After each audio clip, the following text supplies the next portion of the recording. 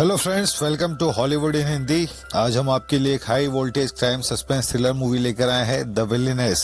एक well trained female assistant अपना बदला लेने के लिए किस हद तक जा सकती है, ये इस मूवी में दिखाया गया है। IMDb पर इसकी रेटिंग 6.6 आउट ऑफ 10 है, जो इसे वर्थ वॉच बनाती है। So without wasting any time सीधा चलते हैं मूवी की ओर। मूवी स्टार्ट होती है एक धमाकेदार फाइट सीक्वेंस के साथ, जहां एक लड़की ब्रूटली लोगों को मारते हुए आगे बढ़ रही है। एलिस एक हाईली स्किल्ड असेसिन है जो अकेले ही एट ए टाइम 50 लोगों को मार सकती है। कोई उसके सामने टिक नहीं पाता है। सबको मारने के बाद जब वो बाहर निकलती है तो पुलिस उसे चारों तरफ से घेर लेती है और उसे अरेस्ट कर लिया जाता है। पर उसे जेल भेजने की जगह एक सीक्रेट एजेंसी के पास लाया जाता है। एजेंसी वाले भी हैरान होते हैं कि कैसे उसने अकेले पूरी गैंग को खत्म कर दिया।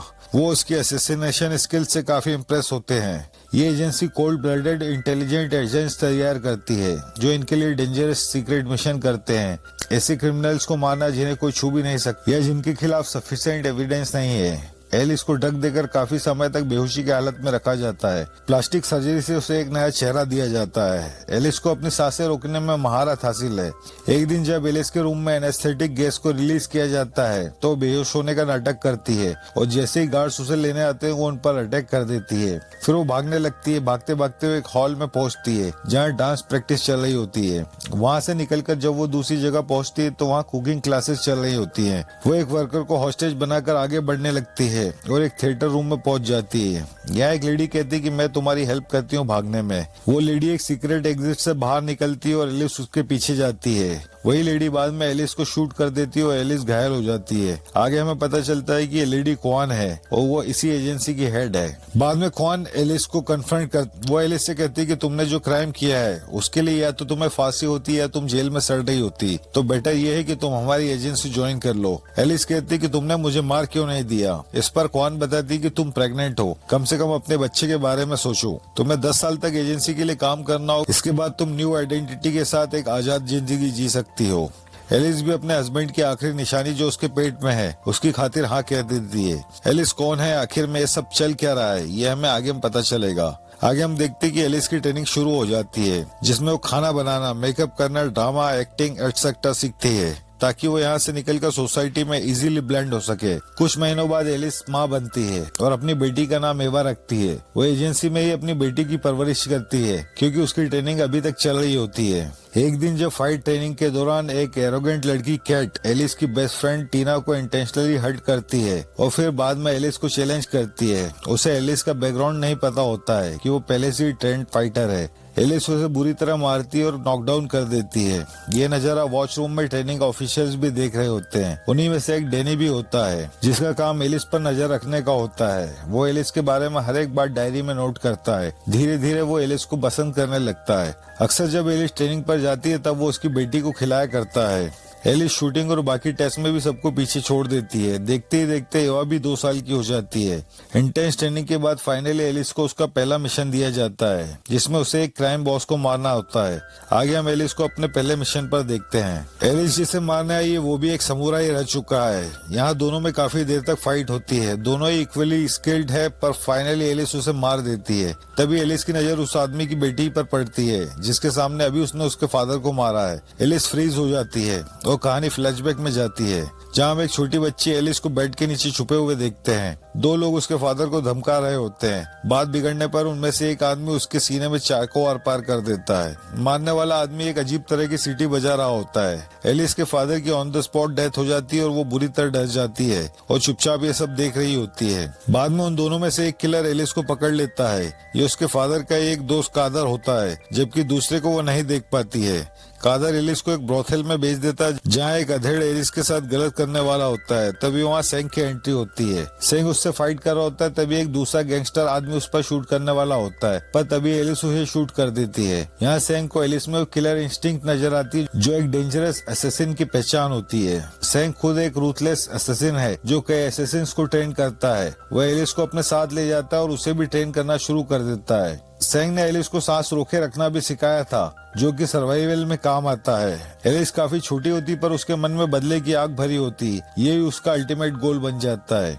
यहाँ फ्लैशबैक खत्म होता है और हम देखते हैं कि एलिस ने जिसे अभी मारा है उसके आदमी वहाँ आ जाते हैं। एलिस वहाँ से निकल जाती है पर वो सब एलिस को चेस करने लगते हैं। यहाँ पर एलिस एक के बाद एक सबको मार देती है। तभी सामने से 2 पुलिस कार्स रोड ब्लॉक कर देती है। एलिस बाइक से नदी में कूद जाती है और वहाँ से फरार हो जाती है। इस तरह वो अपना पहला मिशन कंप्लीट करती है। इसी मिशन के साथ वो ग्रेजुएट हो जाती है और अब वो प्रोफेशनली काम करने के लिए तैयार है। एजेंसी उसे न्यू आइडेंटिटी और रहने के लिए एक अपार्टमेंट देती है। बिल्डिंग की लिफ्ट में उसकी मुलाकात डेनी से होती है, जो एजेंसी का ही अंडरकवर एजेंट है। उसे एलिस पर नजर रखने के लिए उसका नेबर बनाकर भेजा गया है। वो पहले से ही एलिस को पसंद करता है, इसलिए उससे नजदीकियां बढ़ाने में वो जल्दबाजी कर बैठता है। एलिस को उस पर डाउट भी हो जाता है। एलिस क्वान को कॉल करके उसका बैकग्राउंड चेक करने को कहती है। बाद में क्वान एलिस को कॉल करके बताती है कि डेनी एक विडोवर है, वो किसी कंपनी में जॉब करता है। एलिस डेनी से पीछे छुड़ाने के लिए उससे झूठ बोलती है कि उसके हस्बैंड कहीं बाहर काम करते हैं, पर डेनी को एलिस के बारे में सब कुछ पहले से ही पता है।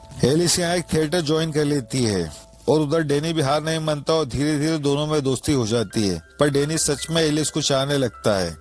वो हमेशा एलिस की हेल्प करता और छोटी एवा भी उसे पसंद करने लगी थी। कुछ टाइम बाद एलिस भी डेनी को पसंद करने लगती है। वो कन्फेस करती है कि उसने डेनी से झूठ कहा था कि उसके हस्बैंड बाहर काम करते हैं। दरअसल वो कुछ साल पहले उनकी डेथ हो चुकी है। इस पर डेनी कहता है कि मुझे पहले से पता था, तुम अच्छी एक्ट्रेस हो पर तुम्हें झूठ बोलना अब भी नहीं आता। एक दिन टीना एलिस को कॉल करके अपने पहले मिशन के लिए हेल्प मांगती है, जिसमें उसे गैंगस्टर के मोबाइल से डेटा रिट्रीव करना होता है। ये दोनों कॉल गर्ल्स बन के गैंगस्टर से मिलते हैं। एलिस सक्सेसफुली डेटा रिट्रीव कर लेती है, पर वॉशरूम से बाहर आने पर वो देखती है कि उसका राज खुल चुका है। यहाँ इन चारों में घमासान फाइट शुरू हो जाती है, जिसमें ये दोनों भी घायल हो जाते हैं। ये निकल ही रहे होते तभी वो गैंगस्टर एलिस पर चाकू से अटैक करता है, जिसे बचाने के लिए टीना बीच में आ जाती है। चाकू उसके गले के आर पार हो जाता है और वो मारी जाती है। बाद में एलिस बहुत रोती है क्योंकि वो टीना को अपनी बहन की तरह चाहती थी। डेनी आकर उसे कंसोल करता है।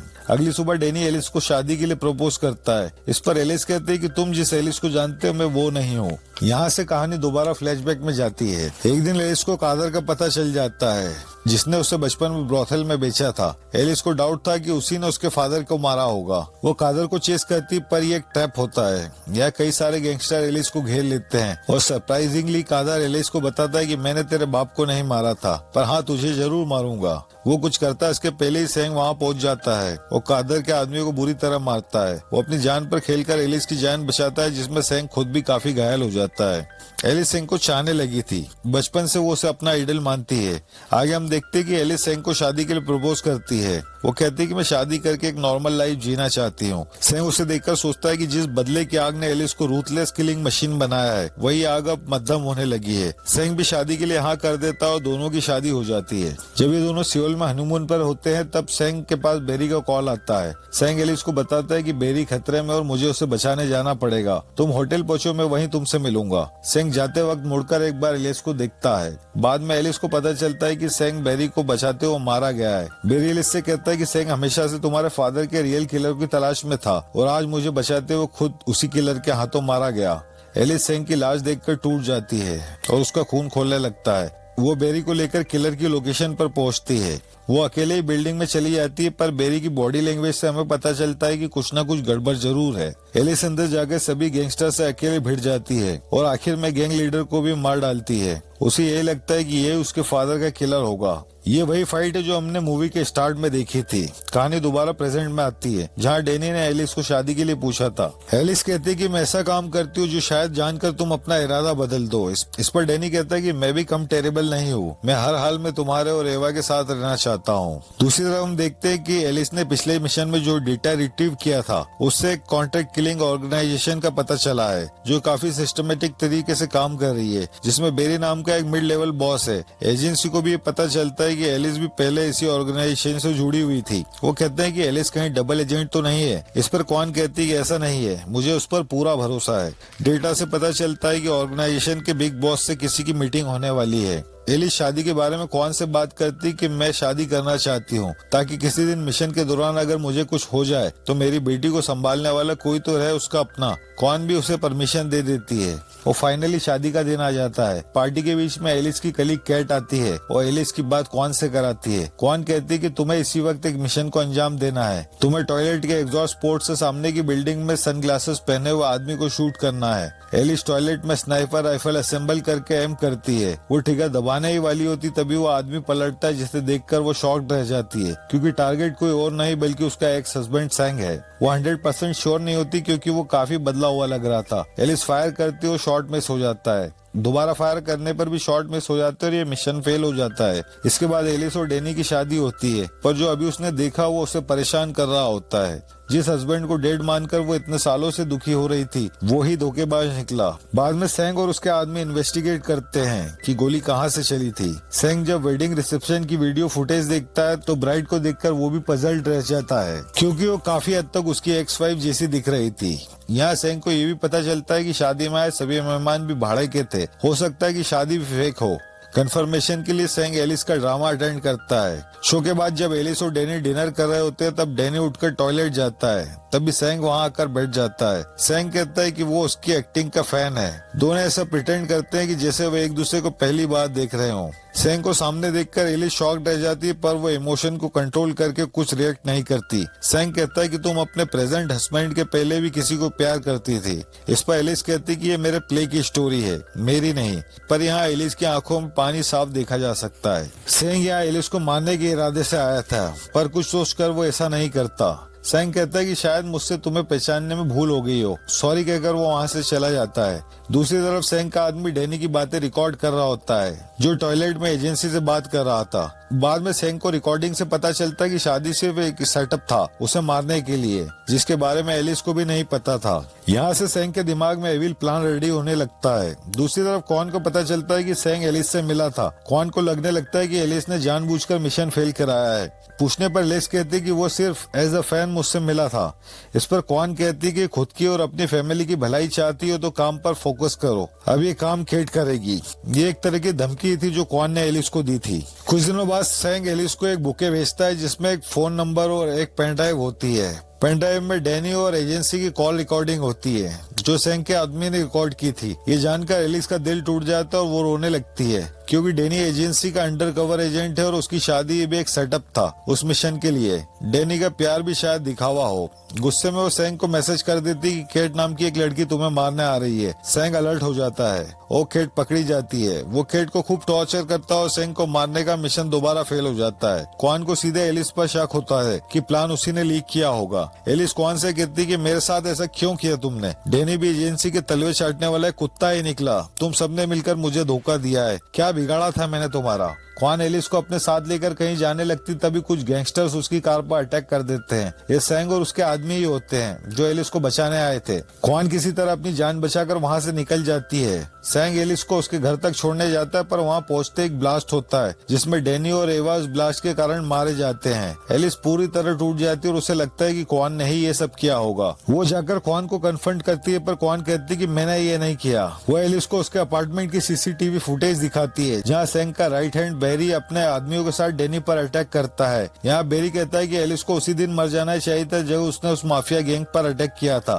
क्योंकि सेंग की डेथ का नाटक इसी के लिए किया गया था, पर वो सभी को मारकर कहीं गायब हो गई। डैनी सेंग को बताता है कि एवा उसी की बेटी है, पर सेंग कहता है कि उसे भी मरना होगा क्योंकि इसे पैदा होना ही नहीं चाहिए था। तुम उसे मार दो और मैं तुम्हें जाने दूंगा। यहाँ बेरी रिवील करता है कि एलिस के फादर को भी सेंग ने ही मारा था। डैनी उसे लड़ने की काफी कोशिश करता है, पर वो उनके सामने टिक नहीं पाता। वो डैनी को मारते हैं और वो बेहोश हो जाता है। जब डैनी की आंख खुलती है तो वो एवा और खुद को बचाने की कोशिश करता है, पर तभी बेरी बॉम्ब डेटोनेट कर देता है और उन्हें मार देता है। ये देखकर एलिस पर खून सवार हो जाता है। वो समझ जाती है कि उसके पीछे सेंग का हाथ है। एलिस यहाँ से निकलकर सीधे सेंग के अड्डे में कार लेकर घुस जाती है। यहाँ वो बेरी और उसके आदमियों पर हमला कर देती है तो वो बैक टू बैक सभी को मार देती है, पर बेरी और उसके 3-4 साथी वहाँ से निकल भागते हैं। एलिस उसके पीछे जाती है, पर यहाँ सेंग उसका वेट कर रहा होता है। सेंग कहता है कि मैंने ही तुम्हारे फादर को मारा था, पर तुम्हारे अंदर बदले की आग देखकर मैंने तुम्हें अपने फायदे के लिए एक रूथलेस किलिंग मशीन बनाया, पर तुमने जब फैमिली वुमन बनने का सोचा उसी पल तुम मेरे किसी काम की नहीं रही।